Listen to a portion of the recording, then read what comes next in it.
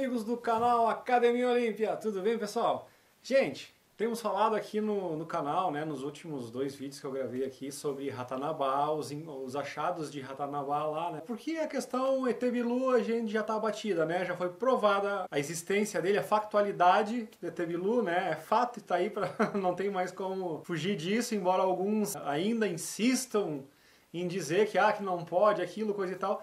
Então, ou não viram o documentário com as provas, né, de toda a manipulação de imagens que foi feita para denegrir a factualidade, para tentar encobrir, né, que um grupo de pesquisadores daqui do Brasil está de fato tendo contato com seres extraterrestres há 3 décadas, para mais.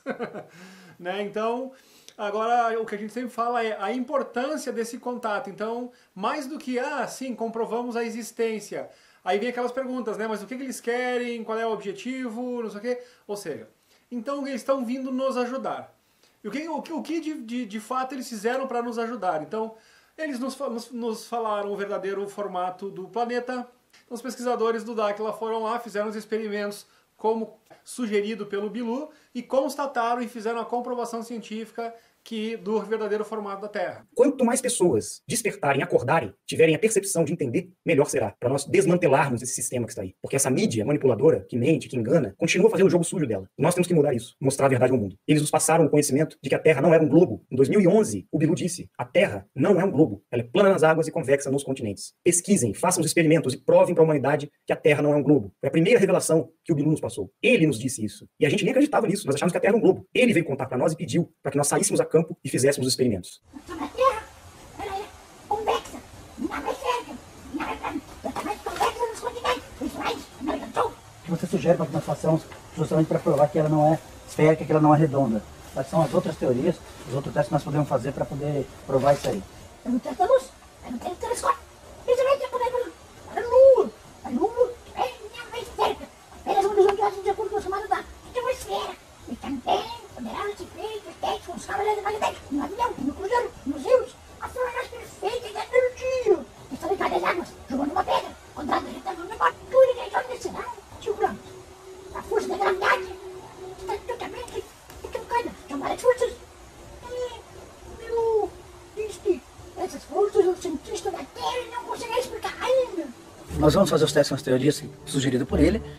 São ideias absurdas, são testes absurdos, né? São ideias absurdas, são testes absurdos, né? Mas vale a pena comprovar. Vamos ver se realmente condiz com a realidade daquilo que ele está falando. Condiz com a realidade daquilo que ele está falando.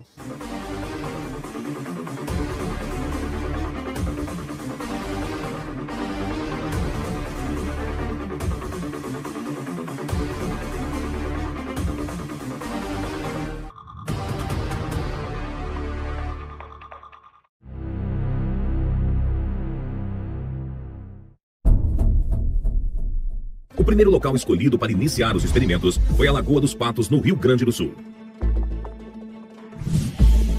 Os pesquisadores perceberam que, após algum tempo acompanhando as embarcações a olho nu, elas começaram a sumir na linha do horizonte. Primeiro casco, em seguida, já não era mais possível visualizar o barco. Por fim, o mastro foi baixando até sumir por completo, conforme explica a teoria da Terra esférica. Com a perda do contato visual, é hora da equipe em terra usar instrumentos ópticos na tentativa de ainda visualizar os barcos. E para surpresa de todos, os barcos ainda estavam lá, visíveis.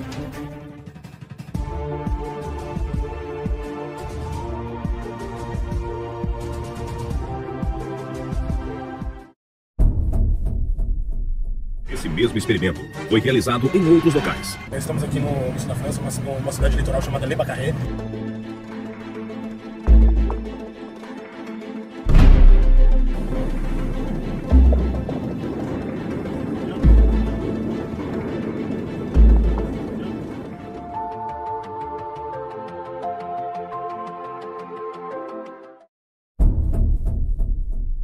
Esse experimento também foi realizado no Brasil, na represa de Três Marias, em Minas Gerais. Dá um carro pra cá e fica dentro do carro.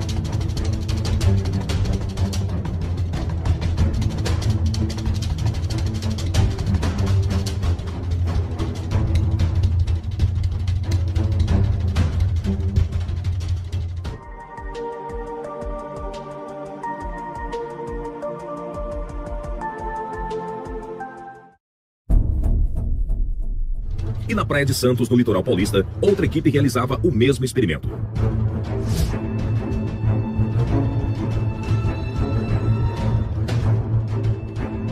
A gente está gravando vocês aqui.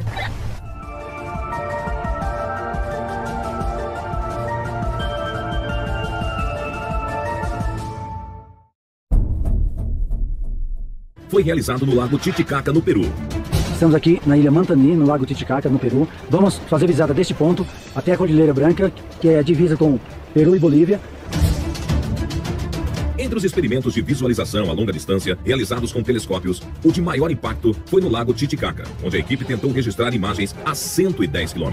O local foi escolhido devido à baixa umidade do ar em algumas épocas do ano. Com o telescópio, a equipe conseguiu registrar imagens a uma distância de mais de 100 km, o que seria impossível na teoria da Terra esférica, pois a curvatura teria uma altura de 237 metros, equivalente a um prédio de 79 andares. Mais uma prova de que a Terra não pode ser uma esfera. Seria impossível na teoria da Terra esférica, pois a curvatura teria uma altura de 237 metros. Altura de 237 metros, equivalente a um prédio de 79 andares. Mais uma prova de que a Terra não pode ser uma esfera. Agora vamos ver o que resultado que deu, o que gerou para a equipe do Dáquila o esforço de todas essas pesquisas. Vamos dar uma olhada? Será que alguém reconheceu o resultado dessas pesquisas? Vamos dar uma olhada nisso? Urandir foi condecorado na Câmara Municipal de São Paulo em junho de 2018 pela Associação Brasileira das Forças Internacionais de Paz, a BFIP, ligada à ONU. Foi a única vez na história que 33 civis, pesquisadores e cientistas foram condecorados com medalhas de reconhecimento pela contribuição à sociedade mundial, pelas descobertas científicas na pesquisa Terra Convexa. Pela contribuição à sociedade mundial, pelas descobertas científicas na pesquisa Terra Convexa. E por ações sociais prestadas à sociedade no Brasil e no mundo.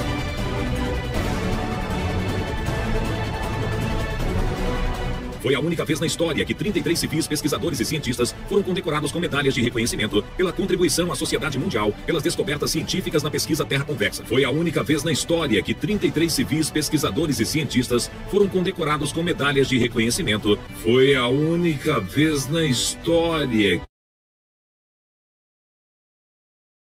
Eles não estão vindo aí para ficar de aparições, de ficar fazendo showzinho para as pessoas. Não, o objetivo não é esse. E também não estão preocupados com pessoas curiosas, que estão querendo matar a curiosidade, né? Para terem apenas experiências. Não. Eles estão preocupados em despertar as pessoas que têm vibrando no peito essa vontade de ajudar a humanidade, de servir a um compromisso maior para mudar esse quadro que está aí. É isso que eles buscam, parceiros. Parceiros em missão, para propagar o conhecimento e fazer ações que realmente mudem o quadro mundial. E, de novo, qual é a importância disso? O que implica é o porquê que nos mentiram o verdadeiro formato, né? Aquela história de que tem outros lugares que eles tentam ocultar. E por que eles não querem que a gente saiba desses outros lugares? Já falei bastante sobre isso, né? É porque lá moram, é onde estão o pessoal que realmente manda nessa bagaça aqui. Como a Isa gosta de falar, né?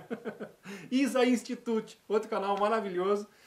Se inscrevam lá e assistam ela, vocês vão aprender muita coisa, principalmente nos documentários, nas lives que ela faz com o pesquisador Theo Ramos, ou Theo Jimenez. Fantástico, tá? Então, pessoal, nas questões de Ratanabá, eu vou trazer aqui para vocês alguns... Eu gosto muito aqui no canal de fazer esse cruzamento de informações pra gente pegar, eu gosto de mexer com a massa cinzenta da galera, né? Fazer o pessoal pensar e se questionar.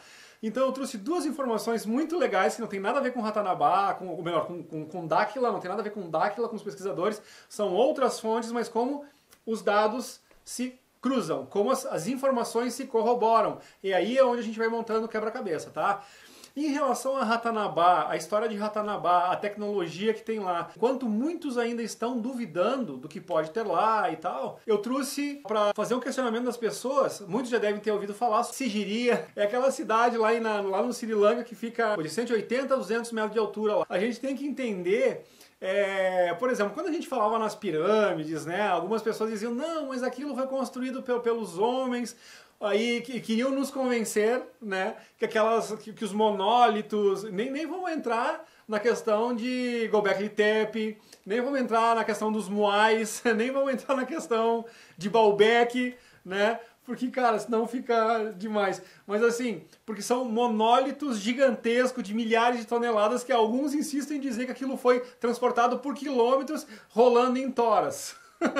Só que eles não conseguem reproduzir isso. Então as pessoas afirmam isso, mas na hora de reproduzir não conseguem. Quando eles tentaram botar uma pedra de algumas toneladas apenas e rolar em cima de umas toras, aconteceu que as toras viraram serragem.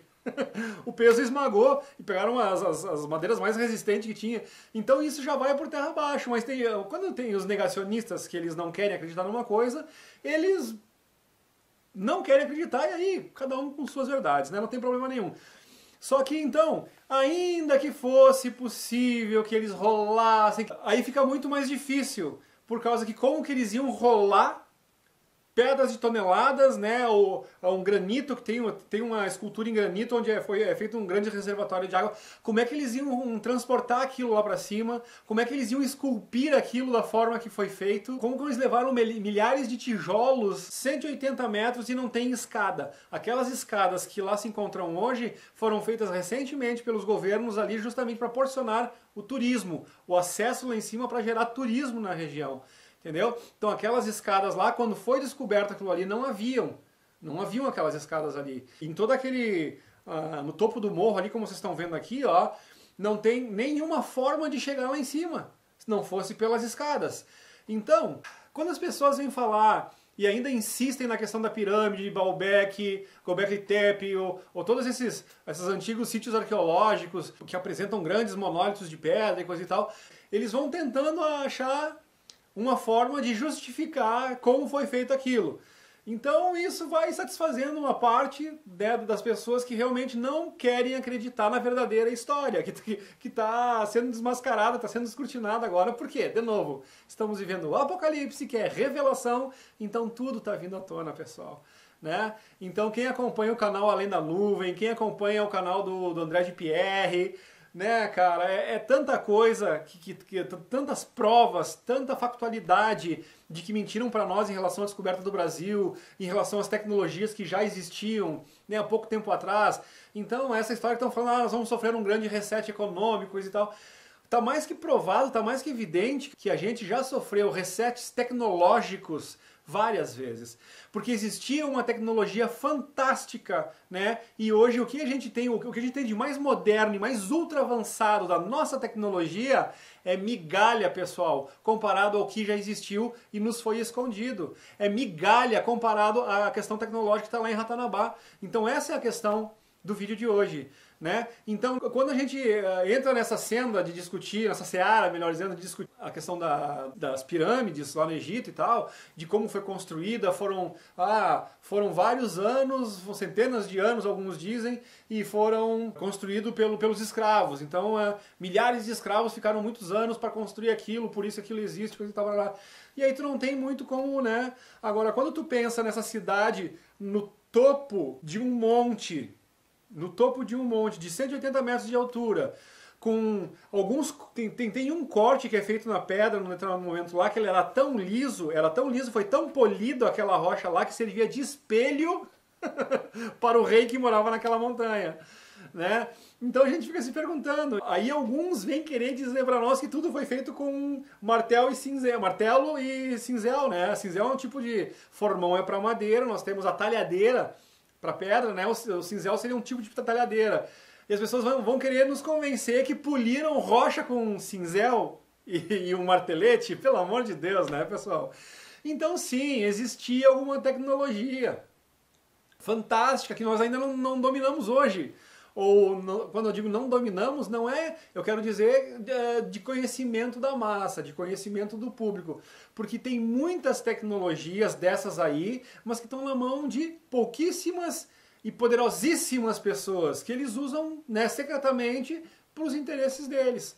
Tá ok? Então não é que as tecnologias não existam, elas estão por aí, né? Só eles não deixam chegar aqui energia livre, coisa e tal. Tem muita gente usando aí, mas, ou melhor, muita gente não. Tem pouca gente usando, mas os poderosos aí, né? Eles têm esse tipo de coisa. Eles não deixam chegar na gente porque é uma forma de controle. Enquanto tu tiver que pagar a energia elétrica que chega na tua casa, enquanto tu tiver que pagar a água que chega na tua casa, enquanto tu tem que pagar por tudo. Agora, até um tempo atrás eles diziam, daqui a pouco vão taxar o sol, né? Alguns anos atrás diziam, hoje... O que aconteceu?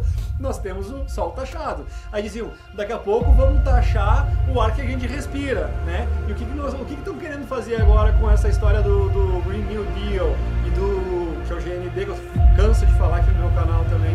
8, 9 meses atrás eu já estava postando as coisas sobre essa falcatrua das mudanças climáticas, que antes era aquecimento global. Pesquisadores sobrevoam a floresta amazônica e revelam para o mundo a maior descoberta de todos os tempos. Ratanabá, a capital do mundo, o berço da civilização, o elo perdido que faltava.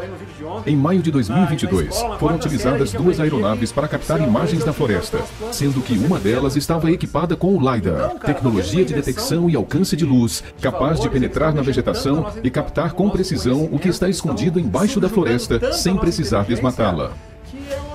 Por mais de 3 décadas, pesquisaram e coletaram dados do sul ao norte do Brasil, rumo ao Monte Neirut na Turquia, passando pelo Baalbek, no Líbano, Egito, Grécia, México, Peru, Bolívia, Paraguai, Uruguai. Mas tiveram que voltar novamente ao litoral brasileiro, especificamente no litoral paulista e paranaense. Encontraram os caminhos de Peabiru, que é uma malha viária embaixo da malha eletromagnética construída para ser vista do alto, unindo todos os continentes. Com a análise dos dados, partiram para São Miguel das Missões, no Rio Grande do Sul, e Forte do Coimbra, na cidade de Corumbá, seguindo para a aldeia indígena dos Limões, em seguida na cidade Nova Brasilândia e Serra da Muralha, no estado de Rondônia. Logo após, foram para um ponto na cidade de Riachuelo, com historiadores locais, onde tem um mapa em petróglifos. São inscrições e desenhos em pedras em baixo e alto relevo que mostra até mesmo como fabricar um ser humano. Na sequência, partiram para o Forte Príncipe da Beira, em Costa Marques, e a cidade Madalena, na Bolívia. A análise dos dados levou o grupo de volta à Serra da Muralha. Não foi tarefa fácil. Enfrentaram muitos obstáculos, dias de caminhadas, travessias complicadas e outras dificuldades até chegar ao pé da serra. A partir daí, uma escalada difícil, que exigia muito esforço e estratégia para a subida. Chegando ao topo, foi encontrado um referencial denominado Marco Zero, que trouxe vários pontos referentes a Ratanabá, a grande cidade e outras fortalezas. Dia a dia, a equipe foi entrando na mata densa, desbravando palmo a palmo, superando desafios, até chegar na maior descoberta que o mundo já viu: o elo perdido que faltava. Foram encontradas inúmeras salas e salões subterrâneos com uma arquitetura totalmente diferenciada, contendo diversos artefatos, tesouros, riquezas e informações que derrubarão os pilares do conhecimento e revelarão a verdadeira importância da vida na Terra. Dáquila Pesquisas apresenta agora alguns registros de imagens aéreas das quadras da Cidade Perdida. O coração da Amazônia, exclusivamente para a população brasileira, tá? Eu imagino que tem embaixo. A natureza não trabalha com linhas retas. Essa simetria, essa riqueza foi construída por uma civilização muito antiga, muito antiga. Tá? Já dá para você imaginar o tamanho do que pode existir embaixo para ser explorado. É nossa, é do Brasil. Aqueles cortes são antrópicos, não existe nenhuma possibilidade daquilo ser feito pela natureza. Alguém fez aquilo ali. Então aí a gente vem aquele questionamento, mas quem que fez aquilo ali? E o que é aquilo ali? A análise dos dados fornecidos pela tecnologia LiDAR mostra estruturas que fogem dos padrões naturais, como as possíveis torres identificadas em um dos cruzamentos das quadras. Analisando as imagens, essas estruturas chamaram muito a nossa atenção. É bem curioso porque mesmo quando nós olhamos para aquele tapete verde, os nossos olhos se voltam, é como se fosse uma coisa, um magnetismo. Sempre a gente se depara com essas estruturas.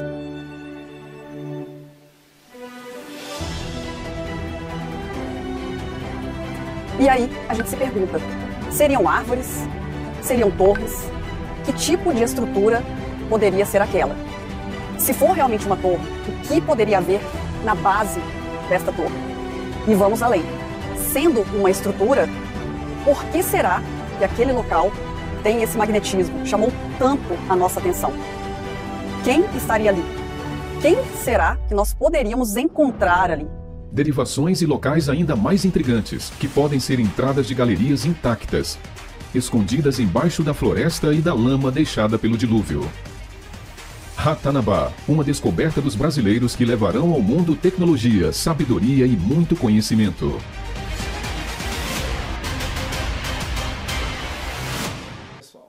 Aí os caras foram lá, vamos fazer a coisa certinha, né? Vamos fazer a coisa certinha. Pegaram, fizeram os registros, bateram as fotos lá, levaram alguns artefatos para o órgão responsável, fizeram tudo certinho dentro da lei, como tem que ser.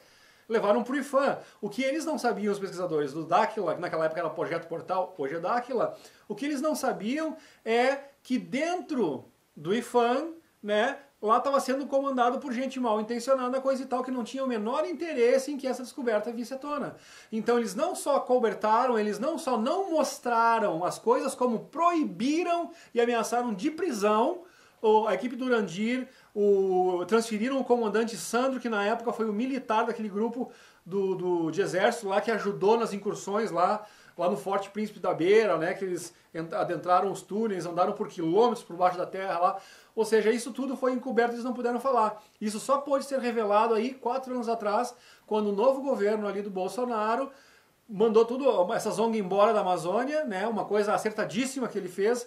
Hoje nós estamos vendo, pelo relato de todos, a maioria dos caciques que já participaram da Voz das Etnias, ou seja, a mídia conta uma história. Aí o que o pessoal do Dáquila fez? Eles fizeram a Voz das Etnias, eles estão levando os caciques de cada tribo, já foram vários, já foi Chavane, 6 ou 7 caciques de tribos diferentes lá já foram, né, como é que é a Isani, e eles contando a verdadeira história, e todos eles falam a mesma, independente da região do país e da tribo que eles pertencem, eles contam a mesma história em relação à FUNAI, em relação às ONGs, ou seja, e qual é que é o resumo geral da coisa? As ONGs vêm pra cá, né, filmam a situação dos índios, bate foto com os índios, vão lá pra fora e dizem, olha a situação deles, precisamos ajudá-los, arrecadam milhões, arrecadam rios de dinheiro, nada disso, ou muito pouco disso, acaba retornando para os índios, nunca o suficiente para melhorar a situação de fato deles, né? Eles continuam na mesma,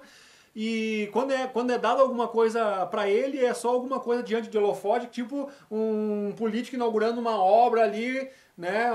Botando uma plaquinha numa rua que foi inaugurada ali, e mal sabe que para fazer aquela rua lá, os caras hiperfaturaram e ganharam muito dinheiro por trás disso. A gente sabe como é que funciona essa história aí, em todas as grandes obras que acontecem por aí, como é que funciona esse mundo político, a gente sabe disso, né? Então, quando eles dão algumas coisas para os índios, é mais para fazer esse marketing, tipo, ó, repassamos isso para os caras, tipo, para uma pseudo-prestação de contas a quem pegou e ajudou de fato, né? Porque às vezes, quando eles arrecadam, as pessoas que dão esse dinheiro, eles pensam que essas ONGs vão pegar e vão fazer o que elas estão se propondo a fazer, que é pegar o dinheiro e ir lá e dar pro índio. Não, cara. Eles ficam com quase todo o dinheiro. Quando dão alguma coisa, é nesse sentido de uma pseudo prestação de contas. Então os índios falam a verdade. Quer saber a verdade sobre os índios? Não espera pelo William Bonner do Jornal Nacional, não espera pelo pessoal da Band, não espera pela mídia mainstream o que eeles falam. Os relatos deles são distorcidos, os relatos deles estão de acordo ao que a mainstream toda, né, a principal mídia, o que eles falam é o que querem que eles falem, o que eles são pagos para falar, não tem um compromisso com a realidade. Quando tu pega um programa, né, uma série de vídeos do YouTube, que nem o Voz das Etnias, que o pessoal do Dáquila está fazendo, aí vocês têm acesso aos caciques falando a realidade que eles estão vivenciando. Então cai por terra esse negócio de ONG. Se alguém ainda defende esse negócio, das ONGs estão lá para ajudar os índios, coisa e tal, ouçam o que os caciques de várias tribos estão falando. Né? Porque às vezes eles compram um cacique aqui, outro cacique ali, levam eles para Brasília, pintam falsa, tem uma menina lá que nem índia era, coisa, pintaram ela e botaram ela lá pro exterior para representar o Brasil como fosse uma indígena, tu entende? A Isani ficou puta com isso aí, ela fez um vídeo sobre isso, tu entende? Então, a própria Isani, que é uma youtuber, foi uma das que foi lá no Voz das Etnias. E o que ela fala é exatamente o que todos os outros falam, tanto que eu fiz o vídeo aqui, botando a Isani na capa, que é da tribo dos Calapalos, se não me foge a memória. E daí a Isani, o que ela fala é exatamente o que todos os outros caciques falam.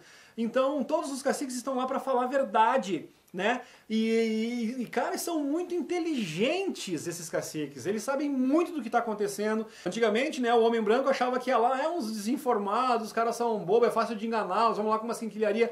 Índio não é bobo, não. Índio, aliás, os caciques, alguns que eu vi eles comentando assim, eles são muito mais lúcidos, eles têm uma percepção muito mais avançada, são muito mais inteligentes, propriamente dito, do que muito político que anda discursando por aí.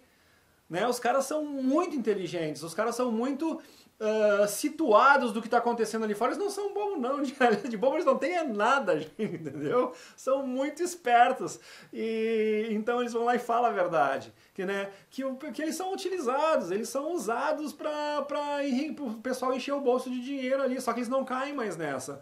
Então, e aqueles caciques que vão percebendo isso e vão apontando o dedo, eles são cancelados, né? A gente usa muito agora o cancelamento, né? Isso acontece com os índios. O Juruna, quem é aqui? Eu tô com 52 anos, né, pessoal? Quem tem mais ou menos a minha idade, ou de 40 anos para cima, 45 anos para cima, talvez se lembre do Mário Juruna, que chegou a ser deputado, né? Aí cancelaram ele rapidinho, ele não durou no mundo político. Por quê? Porque o Juruna, ele andava com um gravador pendurado no pescoço, porque ele dizia que o homem branco mentia muito. O homem branco falava uma coisa nas reuniões e depois na hora fazia outra diferente. Então ele começou a gravar, às vezes ele escondia o gravador e ele ia falar com as pessoas e ele botava para gravar. É um troço desse tamanho assim, eu não sei como ele fazia para esconder aquilo, né? Mas olha como é que começou a história de gravar a conversa. Só que o que ele fazia? Ele gravava os políticos, né, corruptos, e depois ele levava a fitinha para a Polícia Federal. Né, imagina, não durou muito, né? Rapidinho o pessoal, temos que tirar esse cara daí, esse cara não vai deixar a gente fazer as nossas tretas que a gente quer fazer aqui e tal. Cancelaram o Juruna rapidinho, entendeu? Então o Juruna era um cara nobre, com sentimentos nobres, ele queria lutar contra a corrupção. Então se nós tivéssemos mais pessoas que fizessem o jogo do Juruna em vez do outro jogo, talvez nós tivéssemos uma política bem diferente do que se apresenta aí hoje, né? Então, pessoal, isso tudo é para vocês terem uma noção do que é a realidade, de quem está trabalhando com a verdade, de quem está tentando trazer a verdadeira informação para vocês, que é o pessoal do Dáquila. Então, olha onde vai o esforço deles para que a gente tenha noção do que acontece no mundo. Então, né, agora são a voz das etnias para nós termos a verdadeira noção sobre o que acontece com os índios. Eles falaram fizeram uma pesquisa para que nós tivéssemos a verdadeira noção sobre a realidade, uma verdadeira noção, meio esquisito, né? Para que a gente soubesse a realidade sobre o formato da Terra, no documentário da Terra Convexa, né? O que eles fizeram com o ET Bilu lá, desde de 1996, 97, por ali mais ou menos, foi para que nós tivéssemos a consciência da realidade do contato com seres extradimensionais ou extraterrestres, né? Então, quando eles trouxeram a descoberta de Ratanabá, foi para que nós soubéssemos a realidade do que nós temos ali no subsolo da Amazônia. Então, eles estão trazendo a verdade para nós e sempre com comprovações científicas, tá? Então, esse vídeo todo é para falar de Ratanabá, né?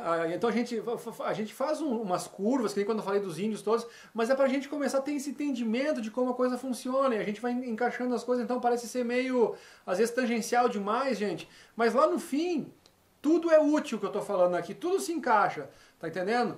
Então, na questão da tecnologia, quando eu trago sigiria, é para vocês pensarem que não é tão impossível, né? Porque, de novo, se a gente fala em Göbekli Tepe, se a gente fala em Baalbek, se a gente fala nas pirâmides do Egito, tudo é na terra, nível do chão. Então entra aquela velha justificativa, porque eles trouxeram rolando em toras, amarrado em cordas, coisas e tal. Totalmente fora de questão, porque como é que tu ia rolar aquele material todo 180 metros acima, pessoal? Hoje é uma logística difícil de fazer ainda. Hoje tu tem, talvez, helicópteros que levassem pallets até lá em cima. E quando aquilo foi construído, né? Aí, ou seja, é evidente que tinha alguma tecnologia, ou eles tinham algum veículo voador muito potente que levava essas coisas até lá em cima, ou eles tinham alguma tecnologia que até já foi comprovado também pela ciência que através de ondas sonoras é possível tu anular a frequência do material e fazer flutuar.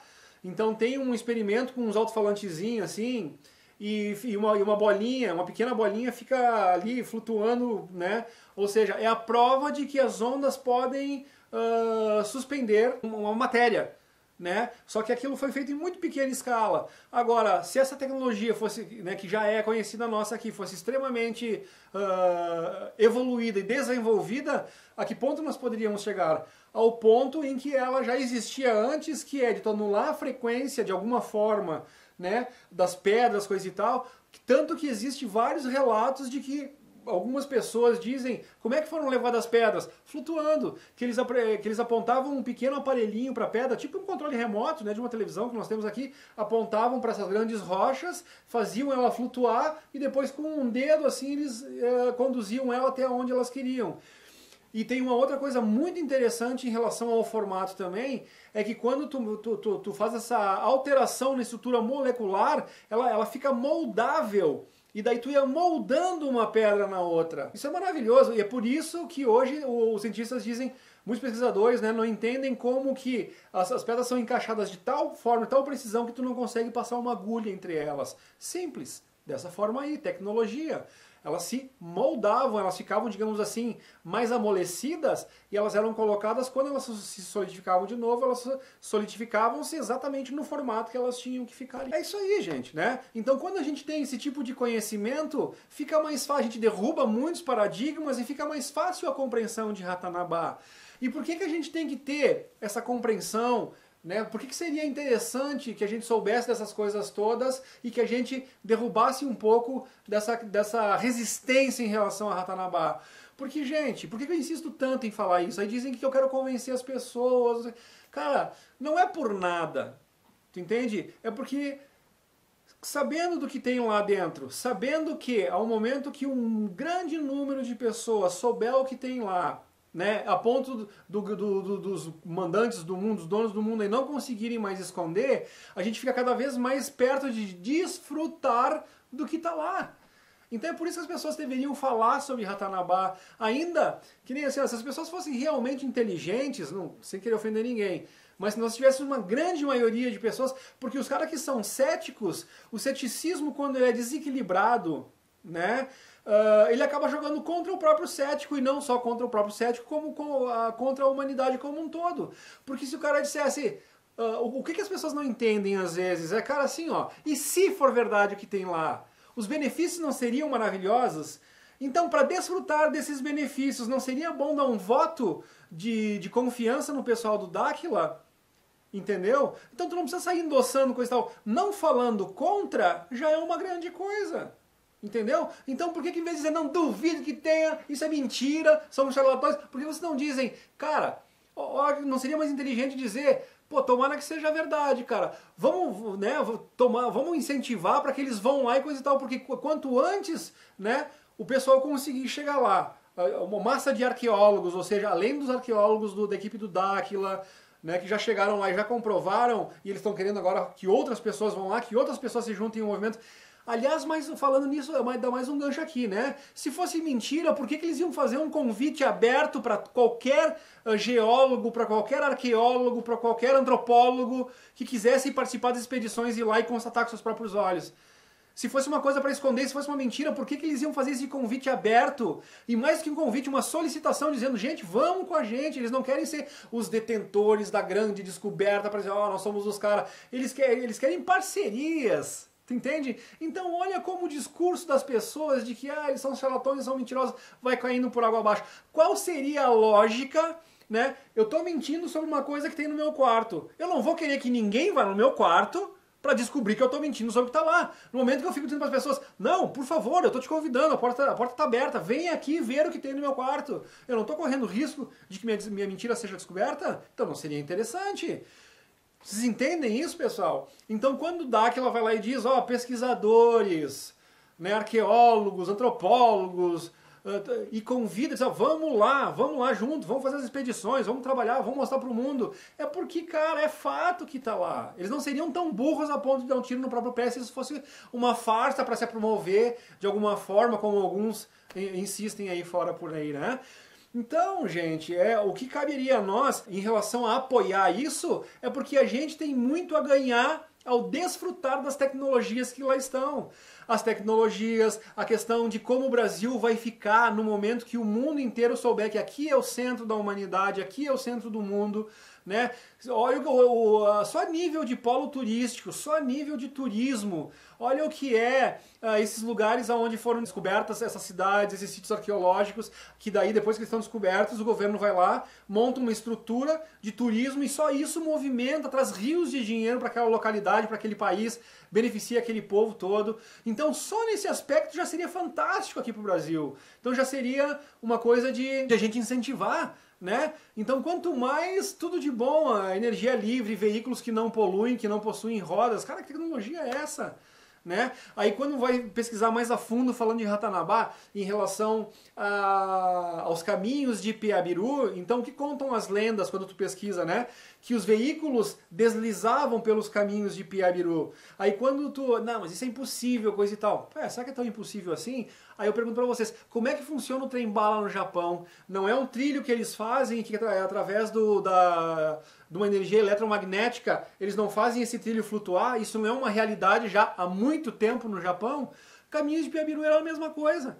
Era um tipo de energia naqueles caminhos de pedra, onde os veículos usavam aquilo para flutuar por cima. Então, qual que é o mistério? Qual que é a impossibilidade disso aí? Aí a gente começa a entender que o ceticismo das pessoas exagerado, desequilibrado, acaba sendo um obstáculo para o desenvolvimento da humanidade, né? Porque daí, em vez dessas pesquisas terem apoio, terem incentivo para trazer esses benefícios para nós, não, essa grande coisa de, não, deixa pra lá, esquece, isso é mentira, estão charlatões, estão querendo roubar teu dinheiro, coisa e tal, é coisa que só atrapalha, não traz nada de benefício para nós, só mantém nós escravos dessa situação que a gente vive hoje, né? De novo, sol taxado, ar taxado, né? O ar que a gente respira agora com essa história do CO2, das taxas de CO2, que eles estão querendo implantar aí no mundo. Então é isso aí, gente, tá? E outra coisa foram os esqueletos encontrados lá, né? Não, mas aí estão falando em crânio alongado, coisa e tal. Aí, de novo, eu venho aqui e trago para vocês essa matéria aqui no YouTube. Vocês botam lá crânios alongados ou crânios homo capenses e vocês vão encontrar várias matérias sobre. Acho que cabe um pouco o trabalho de cada um ir lá e fazer uma pesquisa também, né? Quem quer saber. Então esses homo capenses, né? Eu já falei aqui dos homo capenses do Peru, do crânio Paracas 44, eu já falei da Karen Rudis, quem acompanha o meu canal desde o início sabe que eu falei muito da Karen Rudis, que é uma ex-economista do Banco Mundial, que teve uma reunião e nessa reunião estava presente um ser que, ela disse, não, o cara não era humano. Ela esteve numa reunião com um homo capense. What I know is that when you get to be a 33rd degree Mason, and the Black Pope, and also the archaeologists, they all know that Moses was Akhenaten. And if you know that, then you know that Akhenaten had this huge skull, and his daughters had this huge skull. So I'm going to presume that they probably also know that there are individuals, and they're not humans. They do not have the same kind of DNA that we do. And I can tell you what I know about them. They're very mathematical. Their average intelligence is about 150. And they do not have creativity. They're not emotional. Uma mulher que trabalhou, né, no alto escalão do Banco Mundial, Karen Rudis. E ela diz, gente, não era humano, o cara tinha um cabeção e coisa e tal. Ou seja, os caras estão por aí ainda.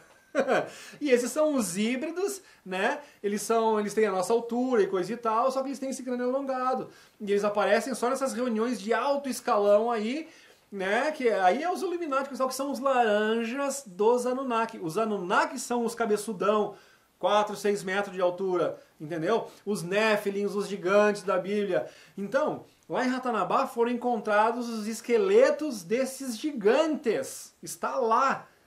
Estão deitados lá, está lá. Aqui, Brasil, gente, Amazônia, Ratanabá, foram encontrados esqueletos, né? De 8 a 12 metros de altura. Se não me engano, pelo que o Urandir falou, até foi no Paranormal Experience lá, né? Do Guru e do Alê, que ele teve uma entrevista de 1 hora e pouco lá e ele falou, olha, nós encontramos os esqueletos, estão lá, eu quero ver agora quando os antropólogos, né, e os pesquisadores forem lá e recolherem o material do osso e fizerem o DNA, eles vão dizer o quê? Que é borracha? Entendeu? Então é isso que eu digo para vocês, a gente está perto de uma revolução científica, uma revolução histórica, né, no sentido de tudo isso aí. Então, Homo capense é uma realidade, várias pessoas que nem conhecem Dáquila, não tem nada a ver com Dáquila, já constataram isso. Eu já falei aqui do crânio 44, que é o crânio Paraca 44, os crânios alongados que estão expostos no Museu do Peru. Então isso é uma realidade, gente. Não vê quem não quer. Paracas é uma península desértica localizada na província de Pisco, na região de Ica, na costa sul do Peru. É aqui que o arqueólogo peruano Júlio Cetelo fez uma das descobertas mais misteriosas em 1928. Durante as escavações, Telo descobriu um cemitério complexo e sofisticado no solo áspero do deserto de Paracas. Nas tumbas enigmáticas, Telo descobriu uma série de restos humanos controversos que mudariam para sempre a forma como olhamos para nossos ancestrais e nossas origens.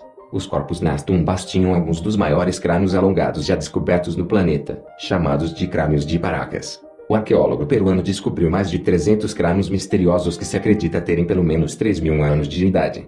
Como se a forma dos crânios não fosse suficientemente misteriosa, uma recente análise de DNA realizada em alguns dos crânios apresenta alguns dos resultados mais enigmáticos e incríveis que desafiam tudo o que sabemos sobre a árvore evolutiva humana e sua origem. O mistério por trás das caveiras de Paracas. Enquanto várias culturas ao redor do mundo realizavam práticas de deformação, alongamento, do crânio, as técnicas utilizadas eram diferentes, o que significa que os resultados também não eram os mesmos. Existem certas tribos sul-americanas que amarraram os crânios dos bebês para mudar sua forma, resultando em uma forma de crânio drasticamente alongada.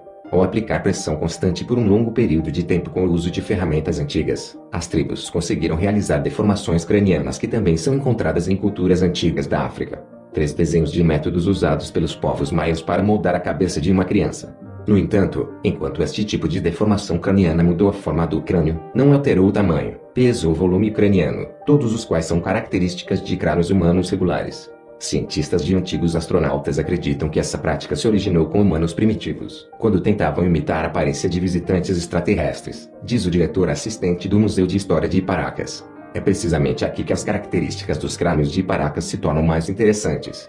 Os crânios de Paracas são tudo menos comuns. Os crânios de Paracas são pelo menos 25% maiores e até 60% mais pesados que os crânios de seres humanos comuns. Os pesquisadores acreditam fortemente que essas características não poderiam ter sido alcançadas com as técnicas utilizadas pelas tribos, como sugerem alguns cientistas. Não apenas eles são diferentes em peso, mas os crânios de Paracas também são estruturalmente diferentes e têm apenas uma placa parietal, enquanto os seres humanos normais têm 2. Eles não são apenas longitudinalmente verticais, mas as órbitas oculares também são muito maiores do que o normal. Suas mandíbulas também são muito fortes. Essas características estranhas aumentaram o mistério por décadas, pois os pesquisadores ainda não têm ideia de quem eram esses indivíduos com crânios tão alongados.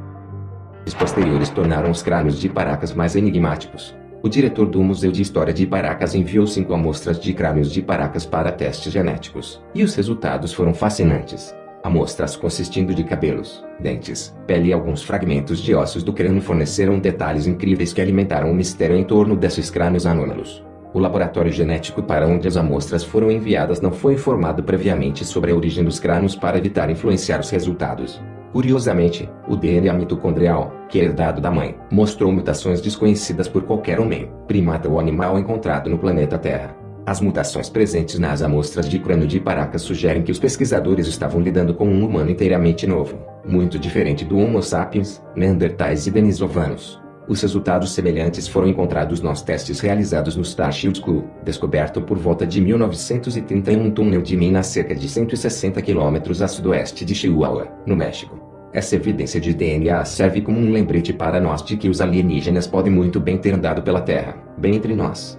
As pessoas nos crânios de Paracas eram supostamente tão biologicamente diferentes que seria impossível para os humanos cruzarem com elas. Não tenho certeza se isso se encaixa na árvore evolutiva conhecida, escreveu o geneticista. Quem eram esses seres misteriosos? Eles evoluíram separadamente na Terra, o que os levou a ter diferenças tão drásticas em relação aos seres humanos comuns. E é possível que esses seres não tenham vindo da Terra. Todas essas possibilidades são teorias que não podem ser anuladas dadas as evidências atuais. Tudo o que sabemos até agora é que há muitas coisas que estão além da compreensão de pesquisadores, historiadores e cientistas. É possível que, afinal, a questão de estarmos sozinhos no universo possa ser respondida graças aos crânios de Paracas. Nessa história de cruzamento de dados, a gente vai tendo essa consciência. Então eu faço apelo de novo pro pessoal ali, né? Não precisa acreditar.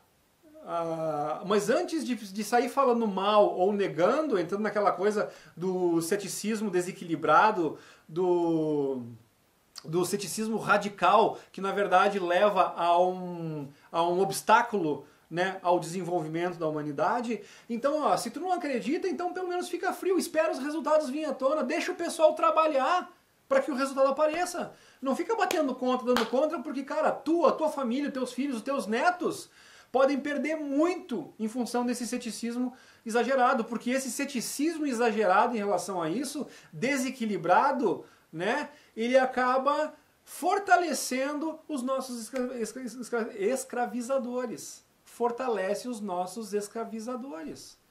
Ajuda a esse pessoal da elite a manter o controle sobre a massa.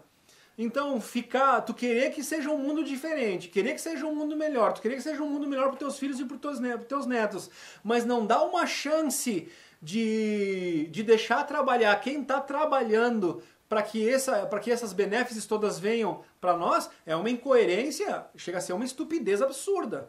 Eu quero uma vida melhor para o meu filho, eu quero uma vida melhor para os meus netos, para mim, para minha família, mas eu não deixo trabalhar as pessoas que estão buscando trazer essas coisas para nós. Qual é a coerência disso, gente?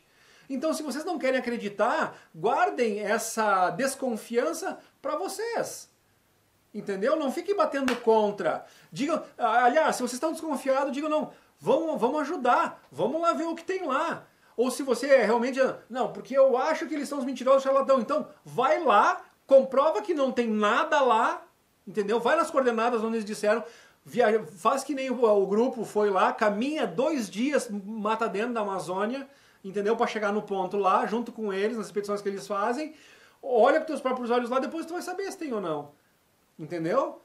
Não é tão fácil assim né? Porque deixar eles fazer o trabalho deles, o trabalho difícil, o trabalho árduo, o trabalho perigoso, e ficar só apontando o dedo é fácil, né? Agora ir lá não é ir lá e tirar suas próprias conclusões não é tão fácil assim, né? Mas eles estão convidando, as portas estão abertas. Então, gente, tá aí, ó, cidade construída, 180 metros de altura, de 180 a 200 metros de altura, sem escada, sem... Como é que fizeram para chegar lá? Então, ó, pedra rolando em cima de tora, coisa e tal, água abaixo, balela, já era. Entendeu? Eu quero ver qual é que é o que os ceticismos vão dizer. Eles vão dizer o quê? Que eles... É capaz de aparecer algum idiota ali de dizer, não, eu acho que eles treinaram milhões de passarinhos, amarraram eles em cordas e fizeram todos voar ao mesmo tempo para levar as pedras lá para cima. Eu não duvidaria que não aparecesse algum imbecil com um argumento semelhante a esse, ridículo, esdrúxulo. E sinceramente, cara, a massa, de uma forma geral, tá acreditando em tanta abobrinha, em tanta baboseira, cara, que eu não duvido, se não vier alguém com uma desculpa dessa, não vai ter os que vão acreditar. Não só vão acreditar, como são capazes de sair disseminando uma babaquice dessas, né, cara? Mas enfim. Então, gente, é isso aí que eu tenho pra vocês. Vamos ajudar, né, quem tá querendo nos ajudar. Vamos ajudar quem tá tentando trazer os benefícios pra nós, em vez de ficar jogando contra. Ok? Então... Valeu, gente!